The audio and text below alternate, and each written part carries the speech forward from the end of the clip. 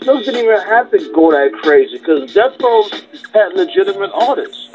These dudes was making good music. All y'all was making good music. You know what I'm saying? So it wasn't. Like I understand, muscle is needed when it comes to you got sometimes you got to be a little edgy to be heard. But what how he was doing it, it wasn't needed because it wasn't like he had a roster full of bums. You know what I'm saying? You had Pop, you had Dre. It even got to the point where you put Hammer in a G-string. Like, you know what I'm saying? Like, he was doing records though. Yeah, what the whole thing about that is, man, some people are just sick and power drives them, you feel me? And just knowing him, you know what I mean, and knowing other people who has that same bug, we all know him. To where you ask yourself, like, why did you just do that? Like, why? You feel me? Like, motherfuckers would just walk around and kick a cat or pinch a baby or some shit. Like, you're sick. And ain't nothing you can do to change it, you know what I mean? But it's crazy when that type of person becomes the person that's in power. Man, we said pinch their baby. Now, I don't know. Like, I can't picture Suge just pinching somebody's baby and just walking away like everything is all good. Man, not to mention that these guys are making like $100 million a year. They was going gold every time making $100 million a year. It's like you shouldn't be able to go in there and just smack a nigga. What you say, Kerry? Yeah, I was saying that these guys was making at that time big money, like $100 million a year on sales and all that.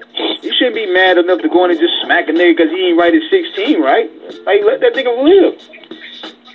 But you're right. But I think right.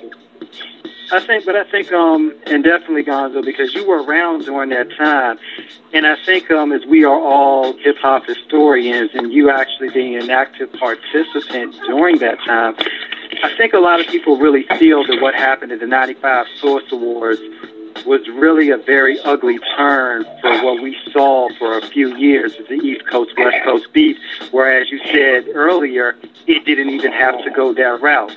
When you first met Suge back in that 90s era, did you even have he already had a reputation from his gang affiliations, and that's well documented, but did you see the situation morphing into ultimately what it did, and then even what happened 2 years ago on the movie set? Because apparently he came on the movie set on that same shit, trying to intimidate Dre and Q. But did you see that with Suge, where it was going to get progressively worse? When did you know that it was going to get progressively worse? Well, I knew that it wasn't about us and our talent. You know what I mean? Okay. When Suge, we was a money maker at the time, but we was also a pawn in the game of him just trying to get NWA back together under his control, and ultimately trying to get Cube on Natural Born Killers. Ladies and gentlemen, this is a story you have not heard from the movie. This is a story you have not heard from the movie. Whoa, like Suge Knight trying to control. Yo. Ooh, yeah, please continue. So, when I knew that it wasn't about us, when he was like, yeah, I'm gonna give y'all, it was 160,000. We got 20,000 apiece, and Daz and Corrupt got 50,000 apiece to do that song on the Jackie Chan soundtrack, the Super Cop soundtrack. Right. So I'm heading to dinner with my kids and hopping in the car, so excuse the noise, but we just gave them some. Take your time, Take your time with this story. So basically, Suge was like, yo, I'm gonna give y'all $20,000 a piece to manage y'all. And we like, that's illegal, ain't it? Like, how you gonna do that? So he was like, nah, I'm about to put y'all on the soundtrack, but if I make this move for y'all, I want to manage y'all. I want y'all to fire y'all old manager and hire my wife, Sharif the Knight. Oh, Lord. This is also how we met Pop, too. That sounds like we did it. We done the song, which the song ended up being I'll Do It, the song with Caution in the Dog Pound.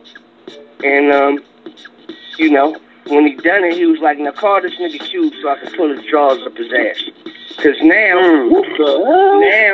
I mean, verbatim, this is what this nigga said, man, and passed the fucking flip cell phone to a nigga, like, he's like, call this nigga. I mean, you know, like, y'all signed now, that's the record label, he gotta talk to me now, because, you know, Cube wouldn't talk to the nigga. So then, after that, you know, it was like, he got him on Natural Born Killers, because that opened the conversation. And, you know, but it also caused a rift between us and Cube, you know what I mean? Ultimately, that's why we didn't come out with a second album, because, you know, I never told niggas this, but Cube was kind of like on some I told you so shit after Pac got killed, because he used to always complain about us hanging out with Pac. Now, in terms of the now in terms of hold on, Thomas. Let him finish. Okay, please.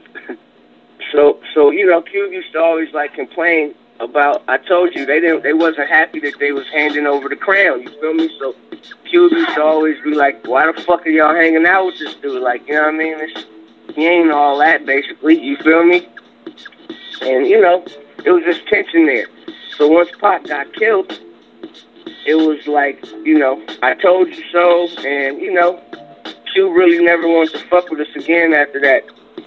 Just on some personal shit. It had nothing to do with how high our album charted. It had nothing to do with we sold more records than anybody he'd ever fucked with. It had nothing to do with, you feel me, like, we're on Billboard, and you know, he's mad at us and taking us off tour because some shit that had nothing to do with us. Like, we was kids, you know what I mean? We why wouldn't we want to hang out with Pac and Death Row? And we didn't know the NWA stories. We didn't know the history of Suge Knight and Ice Cube, or Suge Knight and Dr. Dre. Like, we didn't know none of that. So while we're thinking this about us and the music, these niggas is having millions and able to, you know, move shit around accordingly and use us as pawns, you know what I mean?